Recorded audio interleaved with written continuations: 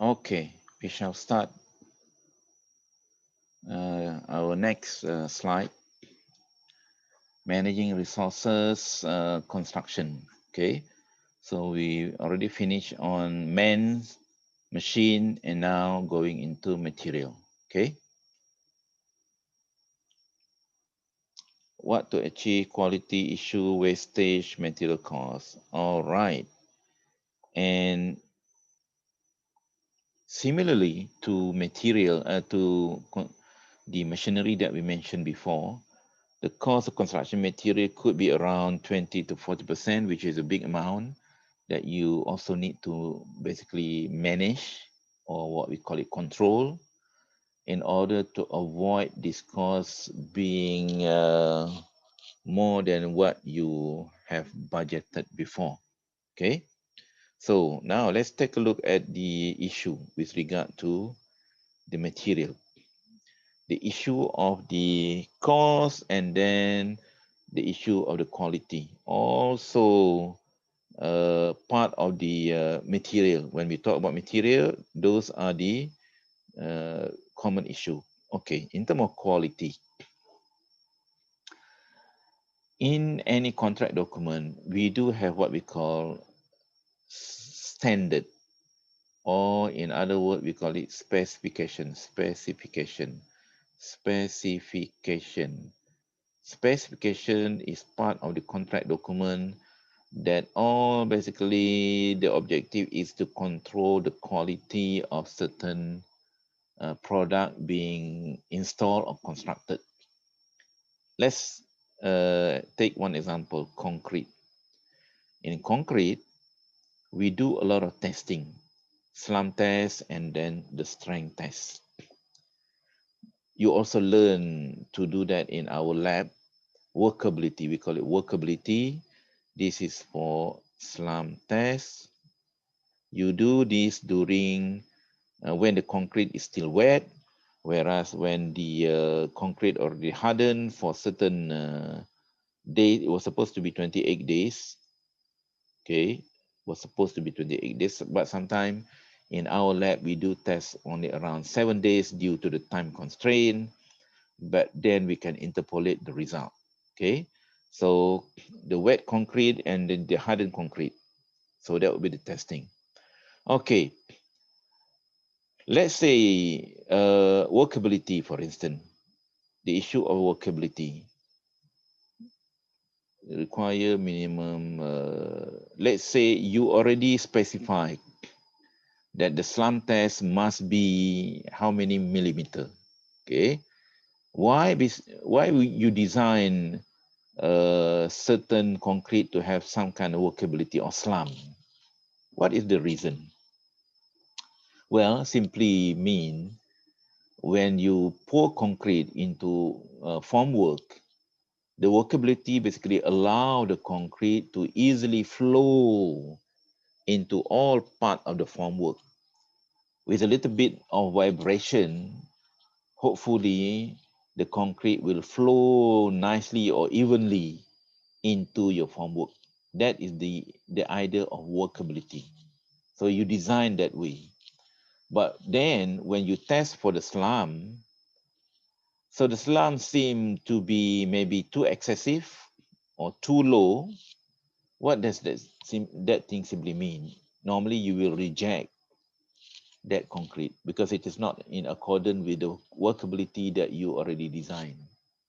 Okay, because you have issues. Remember, in concrete, when the workability is not on the right, what we call right design, when you pour concrete, there are certain part of the what we call formwork. The concrete will only will only get through the liquid part, not the sand part and not the gravel part. So it is not evenly distributed. And when you open up the formwork, you will see what we call honeycomb, or we simply call void. And you know what? Maybe you have learned this thing in concrete testing. When the void is 5%, the strength of the concrete basically reduced by 5%. You see, that is the equivalent. So when you have more void or honeycomb, the issue is the poor workability, then at the end of the day, we can expect that the strength will be reduced. So the one that basically you design does not achieve the standard yet that you already calculated.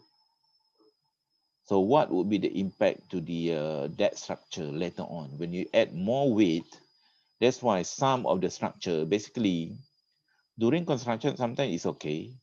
But then a few years after that, then basically the structure collapse when you add more weight. We engineer, when we design the concrete in terms of strength, we do put extra what we call safety factor.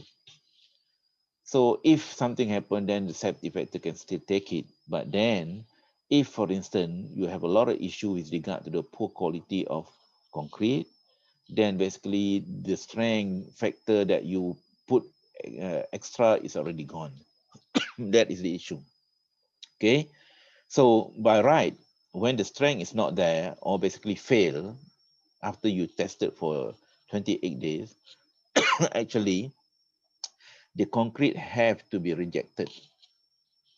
When that constructed wall or whatever, that concrete has been poured and basically hardened, rejected, then basically you as a contractor, you have to bear the cost. Client will not compensate you for that because simply it is your fault. So this is what we are trying to avoid: unnecessary costs due to rejected work. Rejected work because of the poor quality control.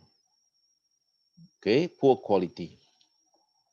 So you see, quality has something to do with, normally it is associated with the material. Okay, that is just an example.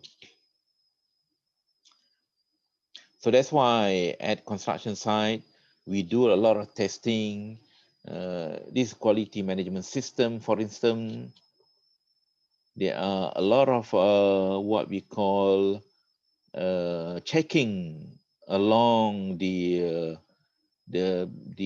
installation of work, even for brick work, simple activity, brick work.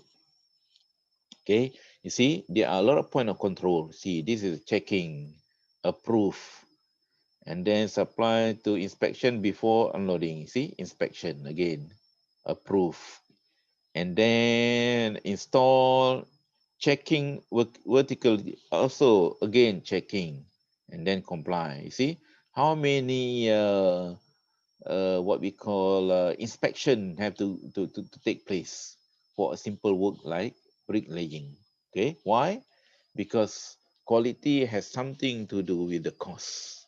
When the work is being rejected, then basically you have to increase the cost because you need to replace the rejected work and the client is not going to pay you extra. And besides, you will lose some time already. That is the issue. And then another big issue with regard to material is the material wastage. Okay, material wastage. You know what? Wastage in construction site is basically in between 3 to 10%. 3 to 10%. You know what? From the record that we have on our landfill, okay, landfill, 10% is basically filled with the construction material or construction waste. People simply dump all the waste from construction into our dumping site, 10%. The other would be the food industry, etc., etc. And we can calculate how much that 10% basically costs us. Let's assume construction industry spent 100 billion 2015. Now it is more than that. When we have a big project running at the same year, for instance, this amount could be more. This is just some estimate. Even 100 billion, just imagine, out of that 100 billion, 30% is basically a material component. The rest could be labor and then plant.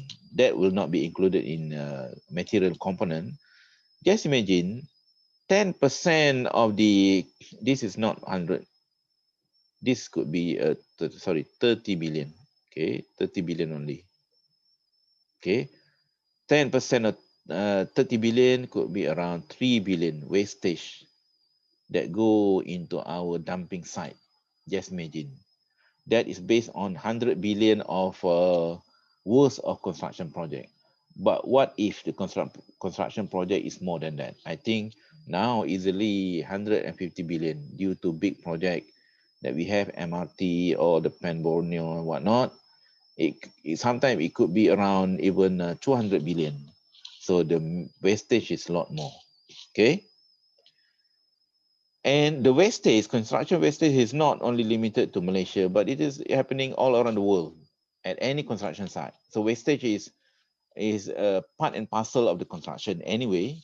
But in terms of amount, that is the variation. Maybe if we do not manage our construction site properly, we do have wastage on the higher side, whereas some country might be on the lower side. Okay, and now, so again, going back to our total cost plus profit is equivalent to contract value. So just imagine this is indirect cost plus direct cost. So direct cost will be man, machine, and material. Okay, man, machine, and material. So if, for instance, wastage is there, so it will increase the material cost and it will reduce our profit. So this is the one that we do not want. Okay, and imagine when you mix the concrete during your lab work at the university, for sure when you mix concrete, you will allow some kind of percentage of wastage, isn't it? Maybe you will allow 15%. Some people allow 10%. Some people might allow 5%, or some people allow 20%. So just imagine, if for instance, everybody is using 15%, so we accumulate that thing over a long period of time, how much waste that we did on the concrete. That concrete have to be dumped, cannot be used anymore. You see, that is an example of wastage. Okay, wastage happen due to several factors. Okay, several factors such as cutting and handling. This is one of the big factors, cutting and handling. So the workers have to cut the material because the material that come from the what we call factory normally do have a standard size, whereas in construction, because the architect design based on whatever architect views without considering what the material length available on the market, that will be a big issue. Okay, sometimes the cutting cannot be avoided. It is something that you need to do because the way the architect designed the layout of the floor, everything, where you need to fit the material into the design. So this is what we call the issue of wastage where you simply cannot avoid because of the poor design. Okay, so if we want to tackle this thing, we need to basically tackle at the design stage. So architect must have some kind of vision in order to minimize the cutting of the what we call material. Okay, that will be a common issue. No plan in cutting, especially formwork or steel bar. So that's why when you want to cut the steel bar, there is a schedule that need to be given to the workers. The workers must be able to read the drawing. And oftentimes, not only the workers, even you yourself as a potential civil engineer, I don't think you are able to read the drawing, okay? Because we, in our syllabus, we do not have the syllabus for reading the drawing.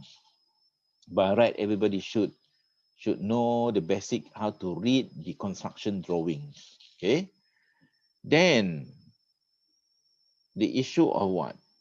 Improper handling, unloading, especially with regard to unloading or loading things. When you basically tie up the material to be lifted, sometimes the material get loose or broken due to basically do not know how to tie them together. And then double or triple handling. Double or triple handling basically when you move fragile material to many places, okay? So you have to leave those things and then put it back and then move to other area, and then some of the material has been broken along the way. So it cannot be used anymore. So you need to avoid this thing, okay? Then requisition. Requisition is the process of getting the material. Sometimes you order the material wrongly, okay? Because of your poor estimate. Let's say you want to do concreting. So you order the concrete from ready-mix factory. And normally ready-mix factory, once you order that amount, that's it, you need to pay the full amount. Okay, you cannot return back because they also do not know what to do with the what we call concrete, because concrete normally will harden in next 1 hour or so. Okay, so it is considered as waste. So you must uh, calculate properly and then order the right quantity. Wrong order. Wrong order normally happen due to wrong reading of the specification. So just imagine screw. There are so many different types of screw. If you order wrong screw, then it simply cannot fit in. Even the nail also the same. Okay. Loose material. Material have to be packed, have to be stacked in a proper manners. Because if you do not do that, then some of the material will basically simply lost on the ground and get dirty. You cannot pick up anymore. That is the issue. Inadequate shelter. Some of the material can be easily affected by the moisture, especially the cement, the formwork, the steel, etc., etc. So you must put them in a proper shelter. Okay. Inexperienced workers will have an impact on the poor quality of workmanship. The issue of workmanship.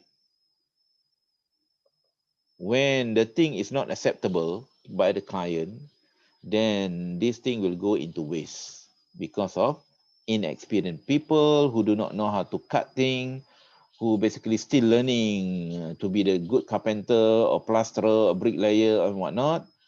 This is what is happening. Poor monitoring and control system.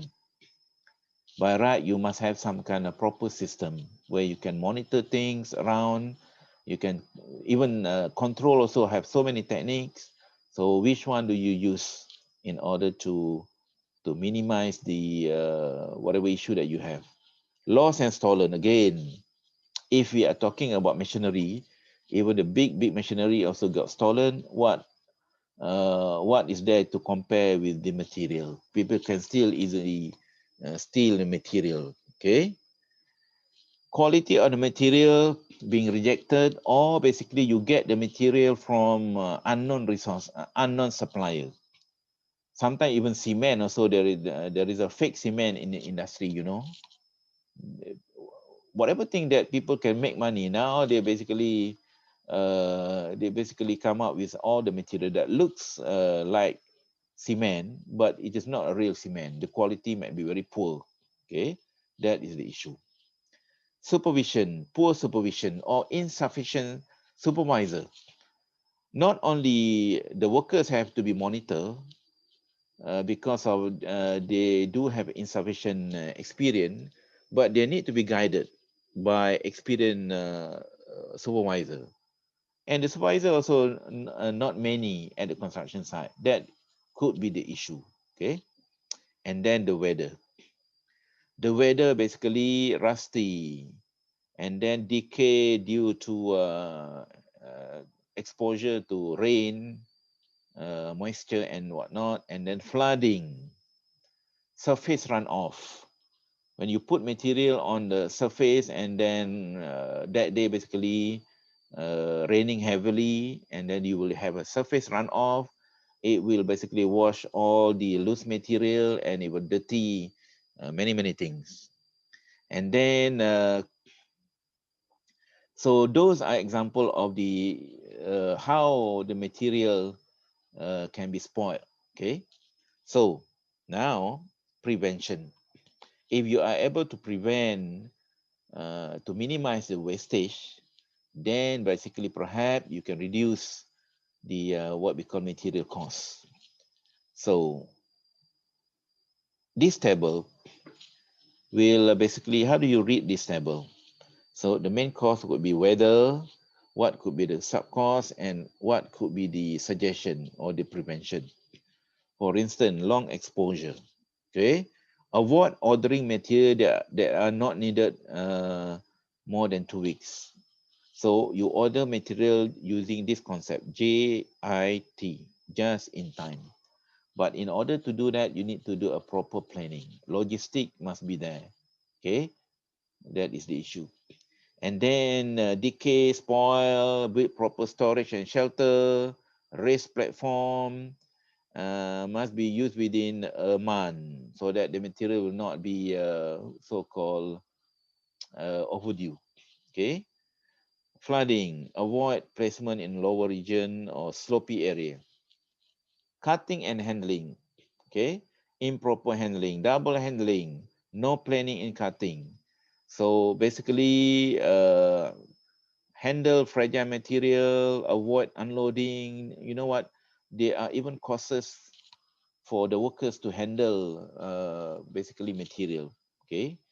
You can basically conduct a few courses or training to tell all the workers how to basically handle a fragile material. So once they understand, then perhaps you can reduce those things. Provide schedule or bar schedule, cut from work, can fit various size, avoid cutting too excessively. Okay, requisition, wrong order, reconfirm. That's why normally in terms of requisition, we do have many form. We call it form.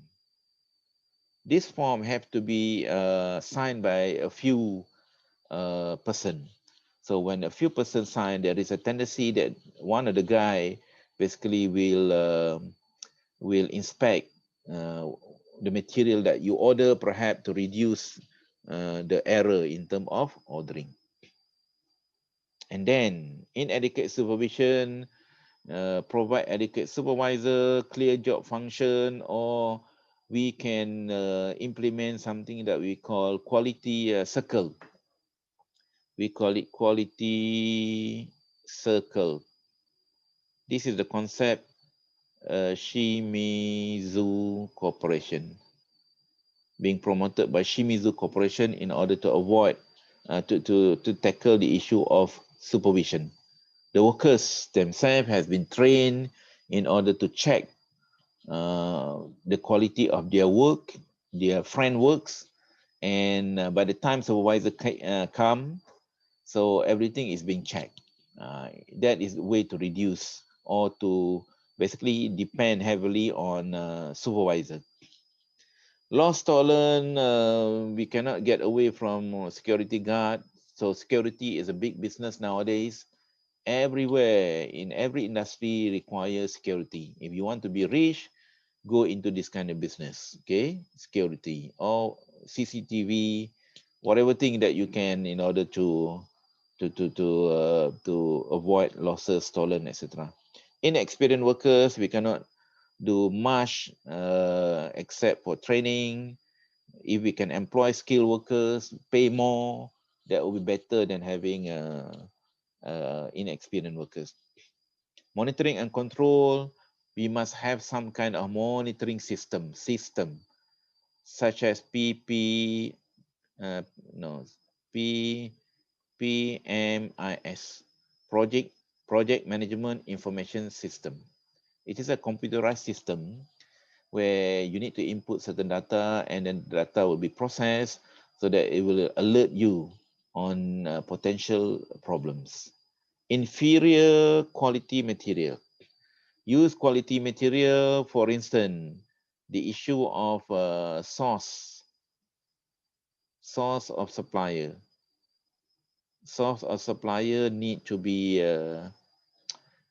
checked. Only order from a reliable supplier, not from unknown supplier or new supplier. We never know.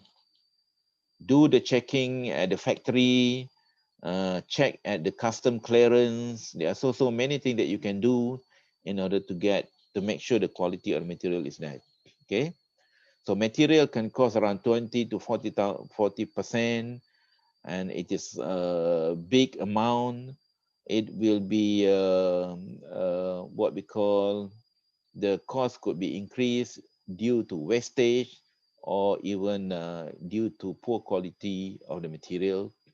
So at the end of the day, when you use the material, you need to manage the material similar to you manage a machine and man, because a big portion of the cost is coming from the material itself, and the material cost could be increased due to the poor quality or rejected quality, or due to wastage. If, for instance, we can implement this system 3R: reduce, reuse, and basically recycle, perhaps the wastage in our solid waste can be basically minimized. Okay, we have not getting into this 3R in our construction industry as what we are supposed to be compared to developed nation. Maybe around less than, I would say less than 30%, or maybe for the construction industry, maybe around 20%. This is the overall, including the food industry. 3R is being used around 30%, whereas by right in developed nation, they already achieve around 70%. Okay, so that is how perhaps we can further reduce the unnecessary waste. Okay, that is the end of the this topic.